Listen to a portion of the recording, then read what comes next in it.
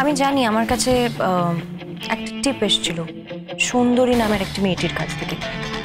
যতদূর জানতে পারছি যে সুন্দরী মেয়েটিকে নিয়ে পালানোর চেষ্টা করছিল এই জগাই। এবার ব্যাপারটা হচ্ছে, আচ্ছা অফিসার এই সুন্দরী মেয়েটির সাথে কোনোভাবে যোগাযোগ করা গেছে কি?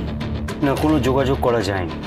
মেয়েটি যেখানে থাকতো সেখানে খোঁজ করাও হয়েছে, ইভেন মোবাইল টাওয়ারের লোকেশন ট্রেস করেও আমরা চেষ্টা করেছি, কিন্তু কোনো খোঁজও পাওয়া যায়নি। তার মধ্যে তো জগাইও পালিয়ে গেছে। এটা খুব টেনশনের ব্যাপার। যেভাবে হোক এই মেয়েটিকে তো আমাদের বাঁচাতে হবে ম্যাম। অ্যাবসলিউটলি। এক সেকেন্ড। শিওর। Hello, what?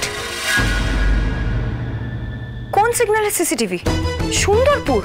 ওকে, আমরা এক্ষুনি বেরোচ্ছি। ম্যাম, আমি ট্রাফিককে ইনফর্ম করে রেখেছিলাম কোনো রকম মুভমেন্ট বা অ্যাক্টিভিটি দেখলে আমাকে যেন জানায়। তো ওরা যেটা জানালো যে সুন্দরী বলে মেয়েটিকে দেখা গেছে রাস্তায়, ও ছুটছেও আর ওর পেছনে আরেকটা কেউ ওকে ফলো করছে। যদি খুব ভুল না করি ওটা জগাই, মানে শহরের বাইরে দেখা গেছে। আমাকে এক্ষুনি যেতে হবে। শিওর। এই মেয়েটিকে বাঁচাতেই হবে at any cost Parvati. Absolutely. আসছি।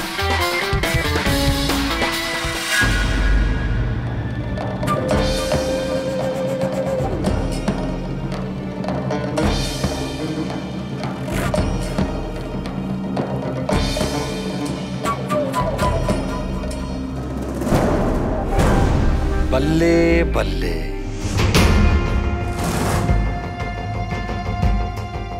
কোথায় চললে? কোথা থেকে বা আসছেন? তোমাদের ম্যাডাম আমাকে বাজার করতে পাঠিয়েছিলেন, সেটা নিয়ে আসছি। তারা আগে তো হিসাব দেবেন, তারপর ভিতরে যাবেন। যদিও বাইরে দাঁড়ানো মিডিয়া আমাকে ওর চাকর বানিয়ে ছেড়েছে,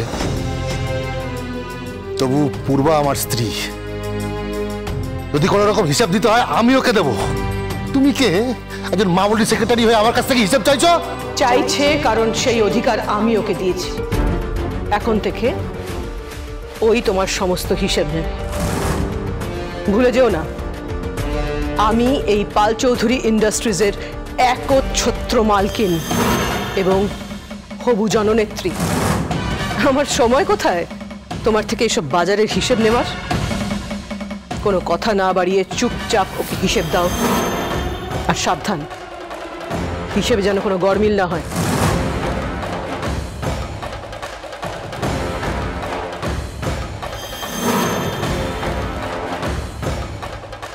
দাঁড়াও, গুরুদেবকে প্রণাম করো। আমি পারবো না পূর্বা। যেখানে আমার মা কুলদেবতা নৃসিংহদেবের পুজো করে এসেছেন, সেখানে দাঁড়িয়ে নৃসিংহদেব অন্ধকারে থাকবেন আর আমি তোমার গুরুদেবকে প্রণাম করবো, সেটা আমার দ্বারা হবে না। সব তুমি করতে পারো, আমি পারবো না। কি?